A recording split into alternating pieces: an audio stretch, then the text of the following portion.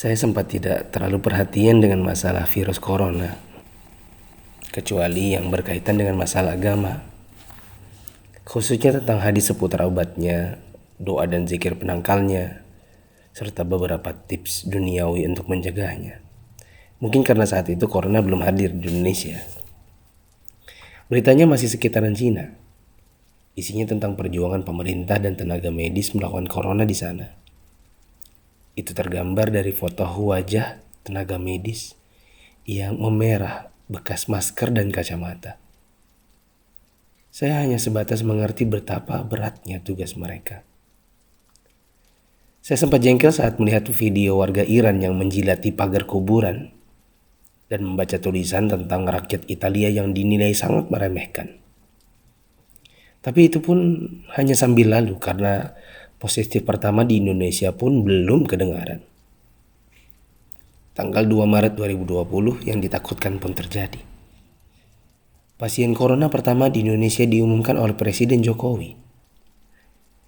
Inilah takdir Allah yang harus sabar dihadapi. Pandemi corona telah memasuki negeri ini. Jumlah pasiennya bertambah hari demi hari. Gambar-gambar mirip dengan yang di Cina bermunculan di grup sana sini.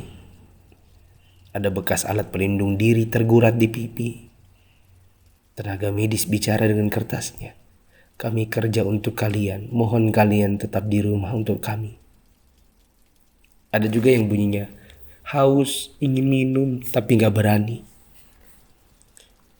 Seorang dokter yang sudah sepuh dalam balutan baju perang seolah berkata, jikapun ajal datang, tidak mengapa.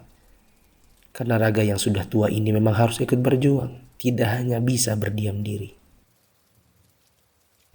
Ikatan Dokter Indonesia menyampaikan belasungkawa karena 7 orang dokter di garda depan meninggal.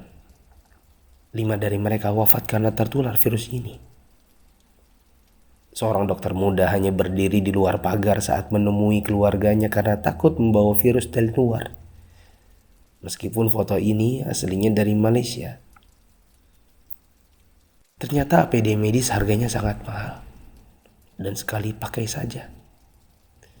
Saking krusialnya, para ulama dan ustadz-ustadz yang mumpuni ilmunya sampai mengeluarkan fatwa. Bolehnya tim medis sholat tanpa wudhu, tanpa tayamum.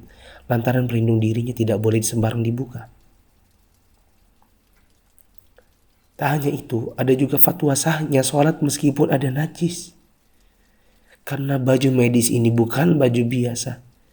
Sekali dipakai untuk satu shift jaga, berjam-jam tanpa makan, minum, bahkan buang air dengannya menggunakan pampers orang dewasa.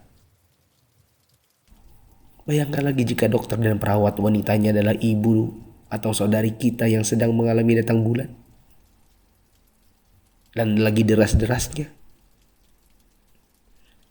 Atau dia istri kita yang harus berjuang di rumah sakit, sementara punya bayi yang juga harus disusui tapi tak bisa. Ada pun yang wafat, mayatnya tidak bisa dimandikan, bahkan tidak ditayamumkan seperti biasa, hanya disolatkan dan dikubur bersama plastik membungkusnya. Melihat dan membaca berkali-kali, saya pun akhirnya bisa memahami dengan hati. COVID-19 ini bukan sakit biasa, dan tugas tenaga medis sangat berat terasa. Kalau bukan karena tidak ingin ditanya keluarga ada apa, saya banyak mengalirkan air mata. Untuk pasien positif corona dan keluarganya, sabar ya. Insya Allah sembuh tidak lama. Jika bersabar, kita dapat pahala. Di rumah dulu sampai negatif. Kasihan jika virus ini menular ke orang lain. Apalagi kepada yang punya penyakit penyerta dan lanjut usia. Untuk yang harus keluar dan tidak ada pilihan kedua, semoga Allah memberikan saya dan teman-teman keselamatan dan rezeki untuk keluarga. Jaga kesehatan ya. Usahakan jaga jarak dengan orang di sekitar kita. Kita tidak tahu siapa yang tertular, siapa yang sehat. Karena yang positif corona pun bisa jadi tidak merasa karena tidak ada gejala.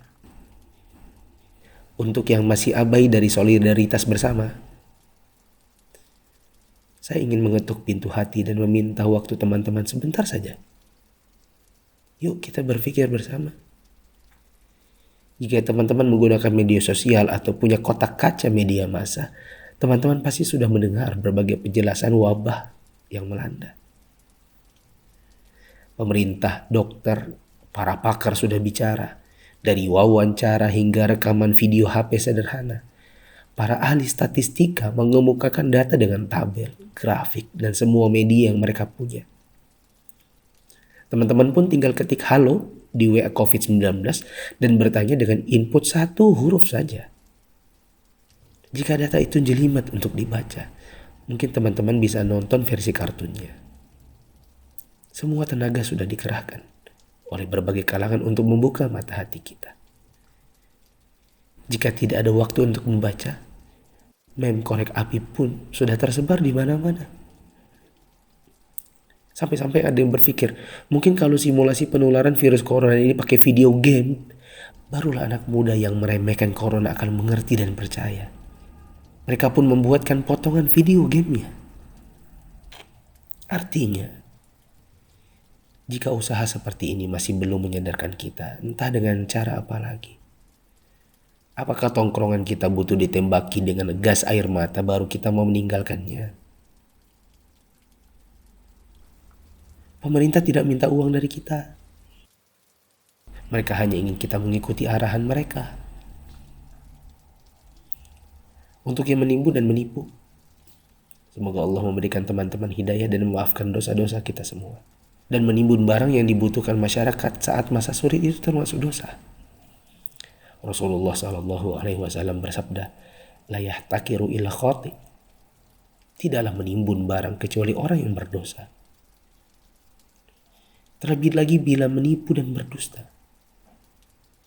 Kami hampir tertipu dengan penawaran masker murah yang tadinya kami akan bagikan gratis kepada orang-orang yang membutuhkannya. Di mana hati kita? Apa kita bisa tertawa saat orang lain menderita? Teman, turunkanlah harganya ke harga normal jika engkau tidak bersedia menggratiskannya. Seperti pahlawan jalanan yang membagikannya. Untuk yang kaya. Kaya yang sesungguhnya itu adalah jika harta itu bermanfaat bagi orang di sekitar kita. Bukan hanya untuk pribadi semata. Yakinlah kekayaan, saldo ATM, rumah miliaran, outfit jutaan, mobil mewah memang membuat kita besar di mata manusia, tapi tidak ada artinya di sisi Allah yang Maha Kaya jika tidak menghasilkan amal dan pahala. Saya mau sumbang jam tangan dan beberapa barang lainnya yang mungkin tidak seberapa jika dibandingkan dengan teman-teman menyumbangkan harta nantinya. Terserah untuk pos dana apa, mungkin masker, mungkin APD tim medis, hand sanitizer, sabun cuci tangan dan sebagainya. Kita harus cintai harta kita ini dan bawa dia ke akhirat. Jangan sisakan untuk dunia. Untuk Bapak Presiden, BNPB, para gubernur, wali kota, dokter, perawat, ustadz, influencers, dan fundraisers, thanks for all you've done. Terima kasih. Jazakumullahu khairan. Semoga Allah balas teman-teman dengan tambahan iman, hidayah, dan pahala, hingga kita semua bisa dikumpulkan Sang Pencipta di dalam surganya. Jika menurut teman-teman ada orang di luar sana yang belum tergerak hatinya untuk punya empati kemanusiaan dalam wabah corona ini, coba kirim ke mereka. Siapa tahu setelah ini mereka bangkit mengerjakan amal kebajikan dan kita ikut dapat pahalanya.